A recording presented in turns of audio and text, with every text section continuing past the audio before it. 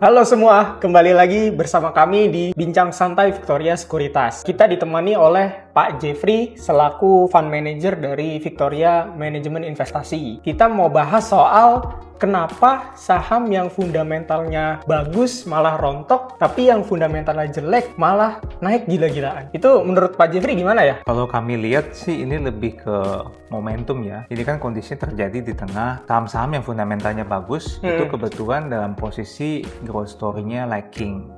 Ya, jadi growth story-nya boleh dibilang tidak sebagus periode-periode sebelumnya. Dan juga di tengah posisi global sedang dalam kondisi yang uncertain sekali ya, karena Fed, karena trade wars dan lain-lain. Tuh di satu sisi kita kan melihat penguasa pasar kita kan asing ya. Jadi kita melihat cara mereka membaca market adalah melihat saham-saham berfundamental baik, growth story-nya seperti apa, lalu growth projection-nya seperti apa. Dan kalau kita lihat big caps kita seperti bank sekalipun, itu kan growth-nya cukup kurang baik dibandingkan periode sebelumnya. Makanya mereka buang terus. Mereka take profit lah, karena mereka sudah kumpulin itu sejak lama ya. Kita lihat average-nya Mandiri, BCA, BRI itu kan jauh sekali di bawah harga sekarang. Sekalipun sah-sah aja mereka dalam posisi mereka juga harus take profit karena global condition lagi uncertain. Lalu pembobotan di Indonesia di MSCI juga akan dikurangin. Di satu sisi yang lain, apa saham-saham yang mungkin tadi Mas bilang kurang jelas itu malah naik semua. Ya karena kebetulan memang masuknya dalam posisi perusahaan-perusahaan konglomerasi itu punya prospek bisnis yang bagus lah di tahun ini gitu ya, dan tahun kedepannya. Dan itu juga yang menyebabkan sentimen market masuk. Ya soalnya kayak misalnya saham-saham yang kita lihat aja ya tadi Pak Jeffrey udah jelasin alasannya, kayak BRI itu sampai minus 34% dalam setahun terakhir. BMRI juga, pokoknya banking kita tuh kolaps bener gitu kan, sampai 30%-an. Dan yang naik itu malah konglo nih, kayak Brand, PANI, TPIA gitu, DSSA gitu kan, yang naik gila-gilaan. Nah itu kan kita kayak bertolak belakang banget dengan realita gitu kan. Kita dulu diajarin keuangan lah gitu kan, belilah per di bawah 10, PBB di bawah 1. Tapi maksudnya kayak barang-barang kayak konglomerasi per dijual 500, 800, masih ada aja yang mau nampung gitu. Sebenarnya nggak salah juga, karena kan ketika kita berinvestasi, yang diajarin di sekolahan itu, ketika kita kursus kah, kita kuliah, itu kan diajarin berinvestasi kan, bukan diajarin berspekulasi. Jadi ketika kita belajar investasi, memang carilah saham-saham yang fundamentalnya masih murah. Kenapa? Karena memperhitungkan nanti akan ada growth story yang baik, itu pasti akan keangkat. Market itu kan selalu dinamis, dan market itu melihatnya future prospect, bukan kondisi saat ini. Kondisi saat ini hanya menentukan ini perusahaannya layak untuk diinvest, bagus apa tidak. Tapi kalau nggak punya prospek, ya akan ditinggalkan oleh market. Contohnya gudang garam gitu ya, mau perusahaannya bagus, sahamnya nggak akan jalan, dibuangin terus karena kan udah gitu aja. Maksudnya rokok, apakah akan jadi ada rokok AI, rokok virtual, kan nggak ada gitu ya, nggak ada nothing new gitu loh. Jadi ya udah, market mungkin akan bosen cari yang lain. Oke, ini menarik nih teman-teman. Nah terus balik lagi Pak, soal tadi kita udah ngomongnya sedikit soal banking ya. Berarti banking itu kondisinya sekarang tuh asing itu ngelihat banking itu karena nggak ada prospek growth yang cukup bagus ya Pak gitu. Nah asing tuh mungkin ngelihat itu ya, jadi makanya mereka pada buang barang ya. Kan mereka lihat ini bukannya nggak bagus, bukan berarti tidak ada growth, cuma kan growth-nya dibandingkan periode sebelumnya lebih kecil.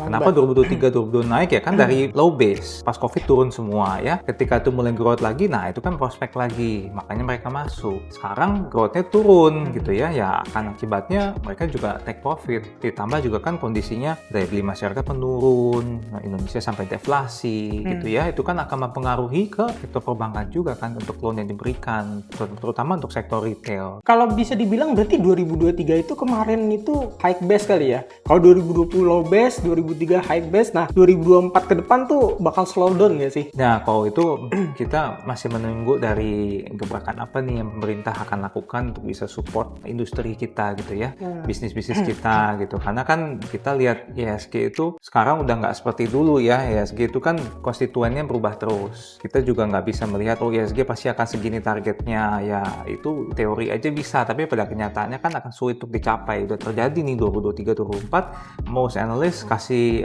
konsensus sekian-sekian, nggak ada yang kecapean gitu ya. Karena baik lagi konstituennya udah berubah-ubah, dan juga saham-saham yang di dalamnya pun juga dinamikanya berubah gitu. Yang tadinya high growth semua, konsisten growth, Sekarang udah nggak konsisten growth lagi. Contoh Telkom, sekarang udah kurang growth kan dibandingkan sebelum-sebelumnya gitu. Kita melihat landscape dari industri telekomunikasi juga masuk dalam kondisi stagnasi yang nggak kemana-mana. Sedangkan kalau di indeks masih membobotkan sektor tersebut banyak, ya nggak kemana-mana indeks. Indeksnya juga harus menyesuaikan mana nih yang high growth gitu ya. Indeks itu biasa jadi acuan buat terutama aset manajemen kan ya Pak. Nah itu gimana cara kerjanya tuh? Di sendiri kami nggak terlalu melihat kepada indeks acuan. Setiap manajer punya cara masing-masing. Kalau kami kan lebih bottom up analysis. Jadi setiap sektor kami analisa, dari setiap sektor mana yang outperform, emiten yang mana, baru itulah yang kita coba untuk invest. Jadi nggak kita lihat dari sisi atasnya dulu. Sisi atas makro itu sebagai gateway pertama lah untuk kita entry gitu. Tapi bukan menjadi alasan satu-satunya untuk kita entry juga, tidak. Jadi dalam kondisi yang bearish sekalipun, kalau ada saham-saham yang menarik, itu bisa kita masuk pasti. Tadi udah bahas MSCI, pembobotannya segala macam Pak. Nah kita kan dikurangin tuh MSCI. Berarti itu akan ngaruh dampaknya ke Indonesia ya Pak ya? Terutama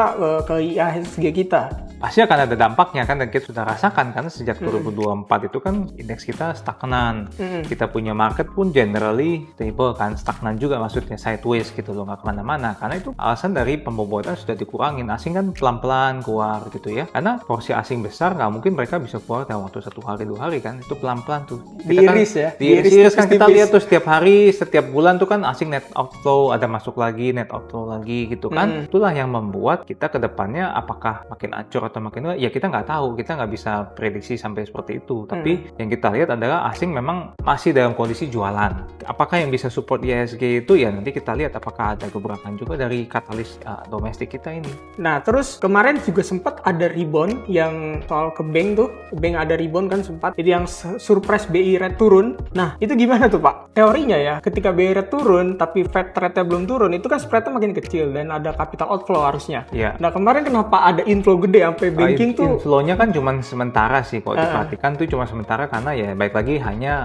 sentimen positif saja sementara, bahwa dengan si suku bunga diturunin ya akibatnya properti bisa dapat angin segar gitu ya untuk bunga KPR, supaya masyarakat bisa lebih aktif lagi beli rumah, lalu supaya masyarakat juga bisa boost consumption gitu kan. Tapi baik lagi itu cuma sementara, ketika data BPS juga mengeluarkan bahwa Indonesia deflasi, outflow lagi kan gitu. Iya jadi sih, cuma betul. sementara aja sih. Kenapa ya Pak? Asing tuh sampai net sell kita tuh outflow segede itu dari capital market kita gitu. Padahal ya kalau ngelihat dari kita sebagai sisi investor retail ya Pak ya, yang domestik itu ngeliat kayak banking bagus-bagus aja, bukunya bagus-bagus aja, kinerja juga bagus-bagus aja gitu. Apa nih? Asing tuh melihat apa dari banking kita gitu? Kenapa dia bisa net sell sebesar itu? Sebenarnya yang tidak dilakukan oleh kita pada kebanyakan adalah kita nggak melihat historicalnya dulu ketika asing awal-awal masuk. Ketika awal masuk kan asing juga sebenarnya net inflow besar sekali pada zamannya ya. Sekarang kan dengan nilai yang sudah bermultiplikasi ya tentu akan lebih besar lagi. Sebenarnya asing itu masuk fresh di BCA, BRI, Mandiri itu sangat jauh di bawah gitu ya. Mungkin kayak Mandiri aja kalau nggak salah ingat average-nya bisa cuma 3.000. BCA juga 3.000-an gitu ya. Jadi mereka tuh udah beggar kali. Kalau kamu jadi investor beggar, terus ada kondisi peramatan dunia pasti mau take profit kan? Ya wajar. Dulu, nah asing jualan dengan kondisi yang dulu masuk besar, sekarang juga sudah makin gede kelihatannya secara market value. Maka kelihatanlah itu seperti gede banget. Padahal sebenarnya mereka cuma take profit doang. Mereka nggak lihat yang negatif banget di Indonesia punya fundamental, terutama perbankan, enggak. Kalau buat kita yang sebagai investor lokal, ya kita lihat ini sebagai momentum gitu kan. Ya kita tungguin aja sampai asingnya selesai jualan, baru kita mulai masuk gitu. Jangan seperti kemarin yang asingnya jualan mau dipadain terus gitu ya. Sayang gitu, karena baik lagi kita melihat saham murah atau tidak itu kan subjektif ya. Jadi ketika kita lihatnya cuman yang penting harga turun, harga harafinya turun, murah ya dibeli ya. Belum tentu itu yang optimal harganya gitu. Kita lebih baik tunggu. Kalau sekarang sih kita juga belum beli lagi nih bank-bank gitu ya, karena masih nunggu. Kita akan mulai beli lagi, average down yang sebelum-sebelumnya masih ada, ya kita tunggu momentum gitu. Nah, terus dengan fenomena nih Pak yang terjadi saat ini di market kita, bagi kita yang invest saham ya, di saham Indonesia terutama, itu boleh nggak sih kalau kita ngelihat bersikap kayak udahlah kalau di saham nggak usah ngeliat fundamentalnya lagi? Saya sih nggak setuju kalau kita nggak lihat fundamental, karena baik lagi fundamental itu dipakai untuk menentukan kita milih sahamnya benar atau tidak.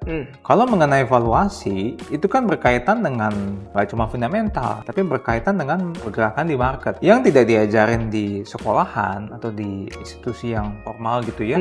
Itu kan tidak mempelajari market movement, tidak mempelajari price action. Baik lagi, bursa saham ini kan bursa dagang ya, pasarnya dinamis gitu kok. Saya sih belum pernah lihat yang ketika kita sekolah dulu itu mantengin layar liatin. Enggak sih, ya kan semua belajar textbook kan, belajar menghitung gitu kan. Nah itu yang saya bilang a piece of puzzle yang kurang. Karena sebenarnya kalau itu bisa digabungkan itu menjadi sesuatu yang optimal ya. Kalau sahamnya kosong, tidak ada fundamental, tapi price action-nya jalan terus, jangan kaget kalau tiba-tiba hilang tuh sahamnya, tiba-tiba diguyur. Terus, tiba-tiba bisa nanti delisting ujung-ujungnya. Itu yang sudah terjadi di kasus-kasus yang sebelumnya kan.